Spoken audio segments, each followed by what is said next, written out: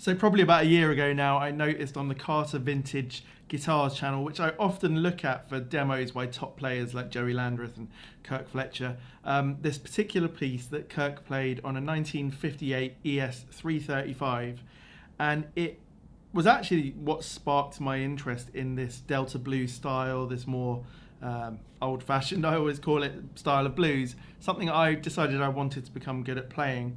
So I tried to listen over and over and over again, but I just didn't have any clue what was going on. So had a lesson with my teacher at the time, Ainsley Lister, and he just picked out a few of the bits of it to help me along and figure out what was going on. Since then, every few months, I'll go back and spend a couple of hours trying to just sort of get better at the rhythm of it, the style of it. But I never get past the first minute. And I thought today I'd make a video about that first minute, and hopefully that'll propel me to learn the rest of the piece, which is 3 minutes and 25 seconds long. It's a great way of getting some of Kirk's fantastic licks, which are his own, but inspired by B.B. King, particularly in this one, but also some of the other Kings and Stevie Ray Vaughan and the old Delta blues style. So yeah, in this one, it's going to be the first minute or so of the piece that I've broken down for you, and you can take from it licks that you want to put into your own playing, ways of getting up and down the fretboard a little bit, and yeah, the way he plays it is super tasty.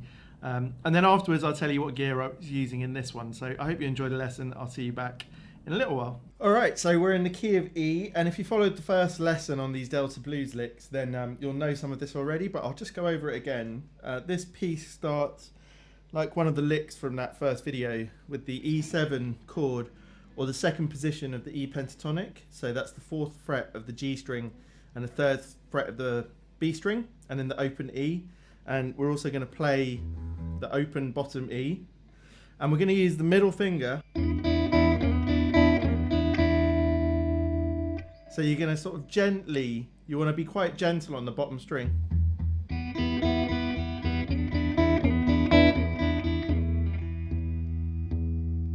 So there's quite a lot of that rhythmical movement with the thumb there. So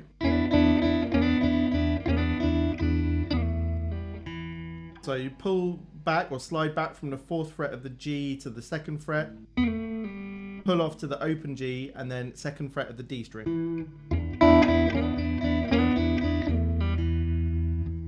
And then the bottom E. Then, because it would be an E major chord or an E7 chord, so you want the 1st fret of the G string, the bottom E, and then the open B string. And then you're going to use the 3rd fret of the B string. And then use the top E. So it's a bit complicated to explain, but it's basically like you would, if you had the whole E chord, you're playing the top 3 strings of the E major chord. And then you're making it a 7 by using that 3rd fret of the B string. And then also hitting just the top E string by itself. So I don't play it exactly the same way each time, and a lot of people who play these sort of Delta blues don't.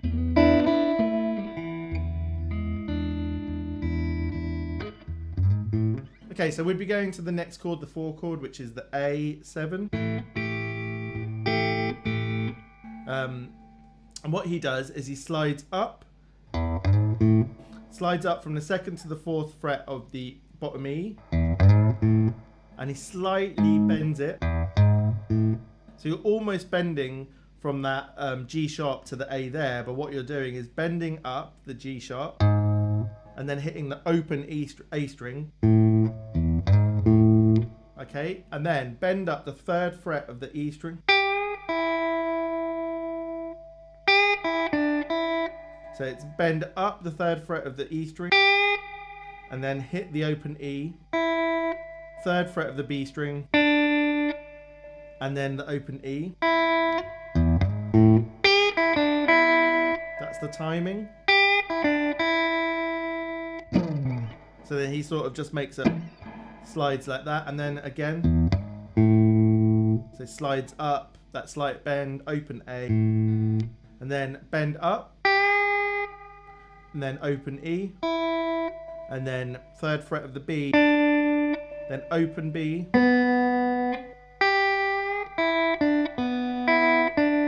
So then it's the open E string and then the 3rd fret of the B. So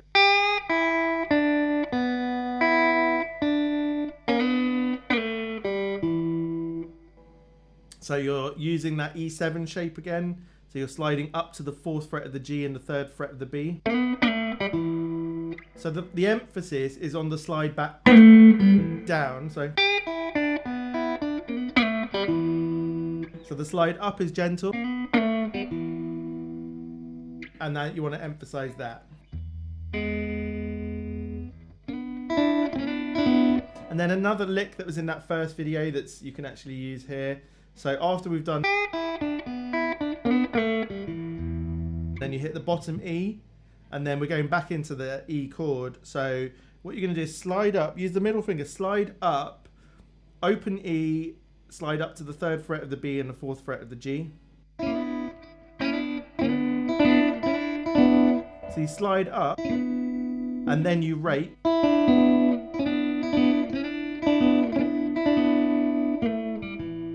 And then slide down from the 4th fret of the G string to the 2nd fret.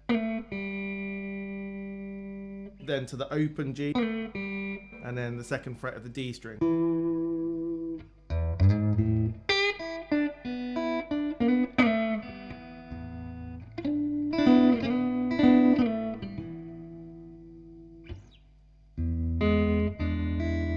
So then we're back to that E chord, but without playing the whole chord. So it's 1st fret of the G string and open B and then 3rd fret of the B.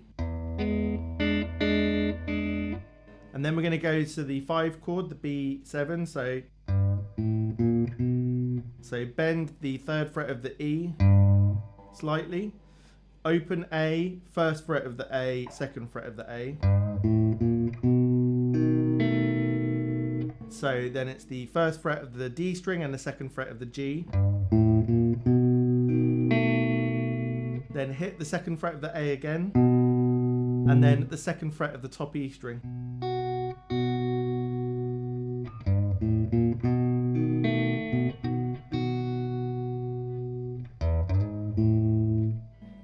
And then we're going back to that A again.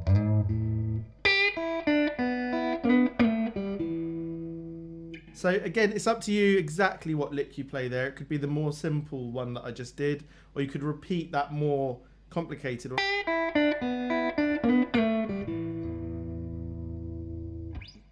So far, a bit slowly, we have.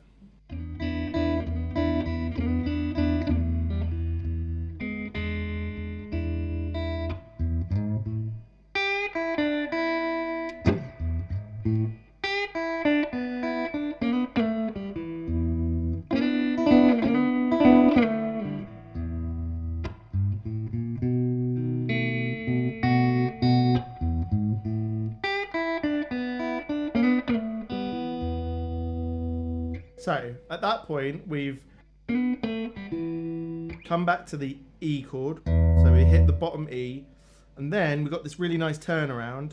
We've got the 5th fret of the B string and the 5th fret of the A string, and we can do triplets, or we can do so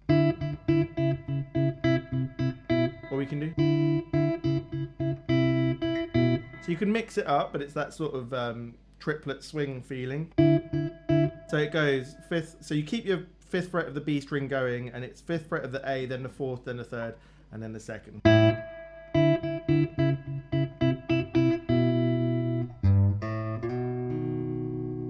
And then it finishes on that B, so it's G, the 3rd fret of the E bend.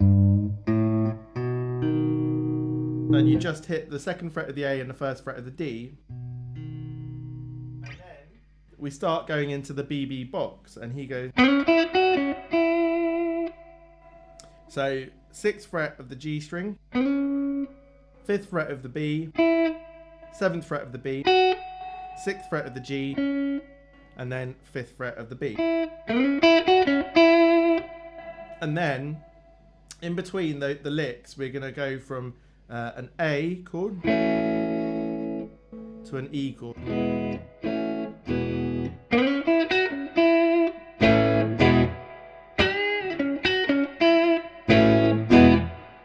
like that. So the second lick he does is bend up the 7th fret of the B. So bend it up and pull off to the 5th fret, 6th fret of the G, 5th fret of the B. Okay, and then just tune this up. Okay, and then I really love this next lick.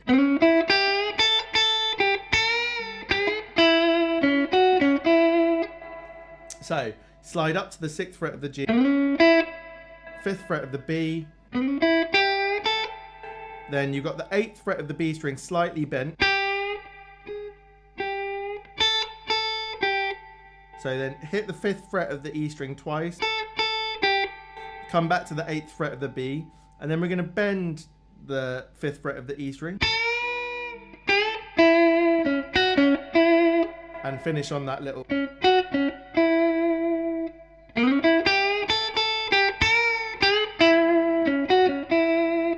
And how much you bend the 5th fret of the E is sort of at your discretion. You can practice and tune. There's lots of ways of doing that. So yeah, then changes a little bit, and we're going to do the A7 chord up here. So if that was a whole A7,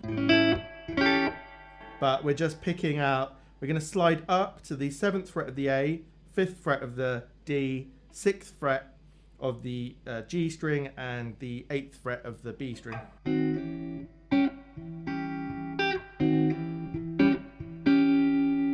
And then he does this wonderful lick.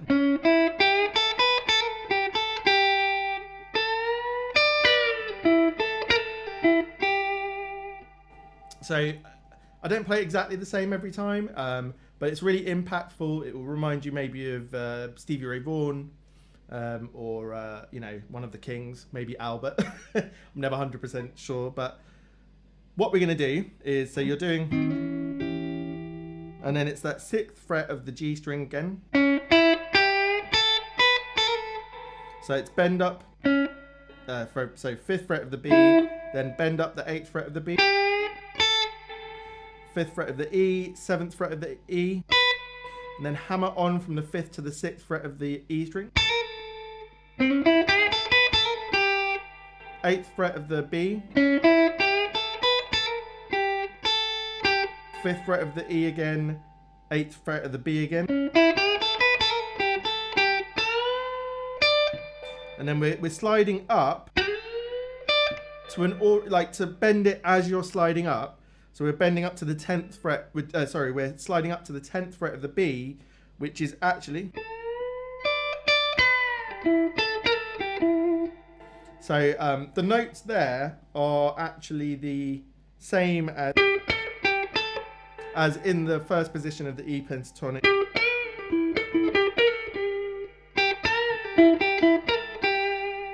So you bend up basically 2 frets, and whilst it's bent up, you hit the 10th fret of the E string with your little finger,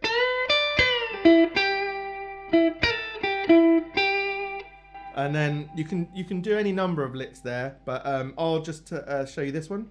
Bend up, hit the 10th fret of the E string, and then bend down, pull off to the 8th fret of the B, hit the 9th fret of the G,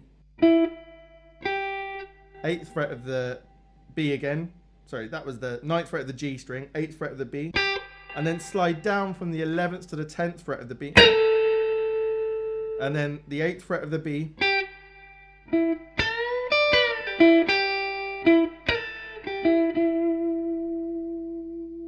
basically that sort of thing. You can do it in other ways, or you can actually,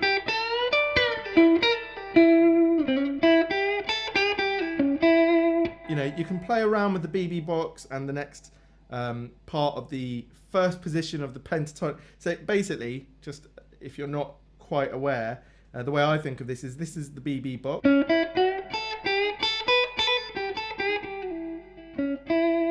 But here is the first position of the E pentatonic starting on the 5th string. So when we slide up here,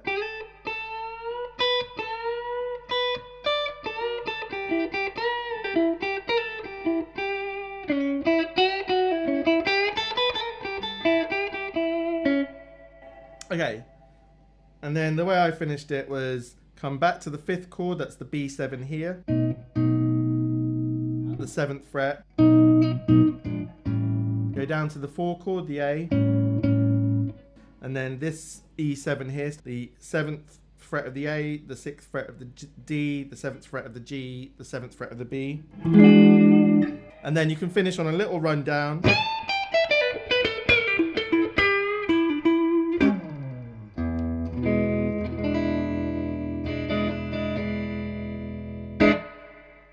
So yeah, that's basically the first 45 seconds of a 3.5-minute piece that Kirk plays that I'm slowly working my way through. And I thought it contains a lot of wonderful bits and licks.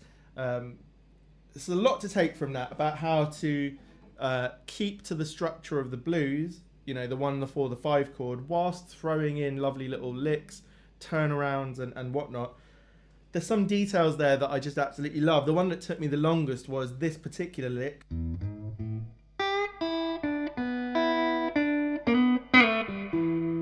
Because for a long time I was playing it wrong.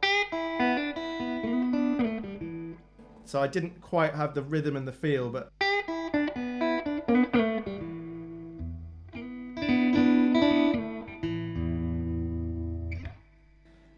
yeah, I hope you've enjoyed that, and let's talk about what gear I've used today. Okay, so the ES guitar that I have on hand at the moment is this Gibson Marcus King ES345, which is a 1964 reissue. And yeah, I mean, I'd love to have a 1958 Sunburst 335. I think that was the first year of that. And I don't. But this guitar is really lovely to play, the one that I'm playing, the Marcus King. It's quite hot, the pickup, so I try and set the amp and the guitar together to not over compress. Then I'm using my Fender Vibrolux, that's an original 1967 blackface Vibrolux. I think in the video he's probably using a deluxe reverb, so he can probably crank it a bit more and get a bit more breakup, which he does, and it sounds fantastic. And yeah, played in the neck pickup mainly, and no pedals needed for this sort of thing. But if you were playing at a lower volume, I'd suggest to try and get a pretty transparent boost that would just, you know, turn the gain up a little bit just to get that edge of breakup.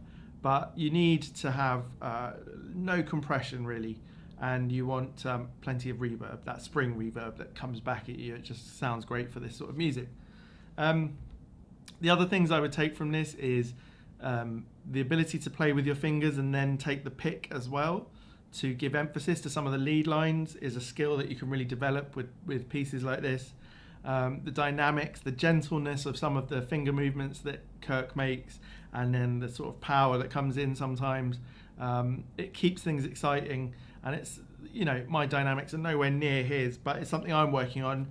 And with the piece like this, you can really play between the gentle elements and the more sort of harshly played ones.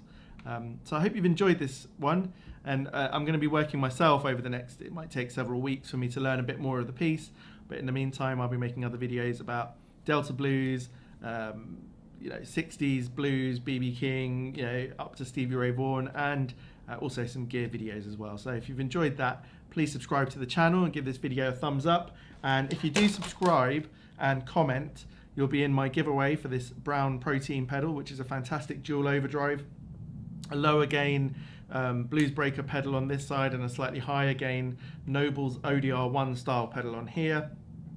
And yeah, if you subscribe and comment, when I hit 7,500 subs, I'll pick a name out of the hat anywhere in the world. So yeah, see you next time.